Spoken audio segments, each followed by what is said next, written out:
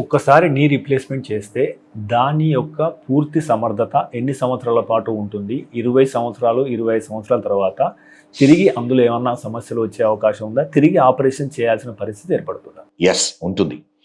ఒకటి ప్రతి ఒక్కరూ అర్థం చేసుకోవాల్సింది ఏంటంటే, నీ రిప్లేస్మెంట్ అనేది డ్యామేజ్డ్ జాయింట్కు replacement. It's not a replacement for natural joint. Natural జాయింట్కు there is no replacement. You cannot, there is no artificial joint which will replace natural joint. ఇది ఎలా అంటే, నొప్పి ఉండి డ్యామేజ్ అయిన జాయింట్కు గుడ్ పెయిన్ రిలీఫ్ ఇస్తుంది. డే టు డే యాక్టివిటీ చేయగలుగుతారు, డ్రైవింగ్, క్లైంబింగ్ అని చేయగలుగుతారు. సో ప్రతిదానికి ఇది ఆర్టిఫిషియల్ జాయింట్ బాగా చూసుకుంటేనే బాగుంటుంది. దీని లైఫ్ స్పాన్ ఉంటుంది. ఇఫ్ 60 yearsలో చేసామనుకోండి, 80 to 90% రేటు లైఫ్ టైం రావడానికి ఉంటుంది. అబౌట్ 10 to 20% వాళ్ళకు maybe after 25 years, maybe 30 years operation, second operation అవసరం ఉంటుంది.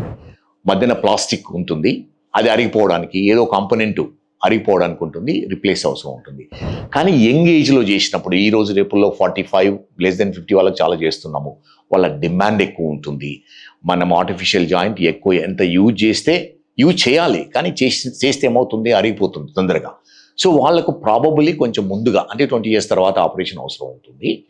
కానీ మన ఇండియాలో biggest reason for revision surgery, second surgery is infection. Very common problem. చాలామందిని చూస్తూ ఉంటాము. ఎక్కడంటే ఈ ఇన్ఫెక్షన్ అనేది contamination, majority of the infection comes during operation. So అందుకని ఎలా అంటే డాక్టర్స్ కానీ పేషెంట్స్ కానీ ఈ ప్రికాషన్స్ అనేది చాలా ఇంపార్టెంట్. ఇన్ఫెక్షన్ ఎలా అంటే, మన బాడీలో ఎక్కడ ఇన్ఫెక్షన్ ఉన్నా డ్యూరింగ్ ఆపరేషన్ అక్కడ వెళ్ళడానికి ఉంటుంది.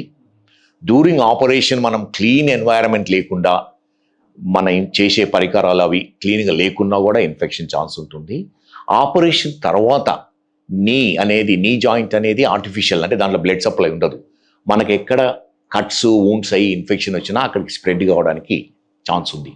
సో అందుకని అంటే the biggest complication or main complication is infection.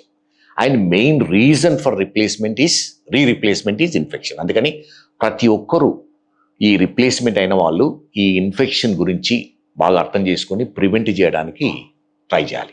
62 లక్షల మంది ప్రజల్లో మెడ్ప్లస్ బ్రాండ్ మెడిసిన్స్ కి మారడం వలన 915 కోట్ల రూపాయలు సేవ్ చేసుకున్నారు. అదే మెడిసిన్స్, అదే క్వాలిటీతో 50 to 80% డిస్కౌంట్లు.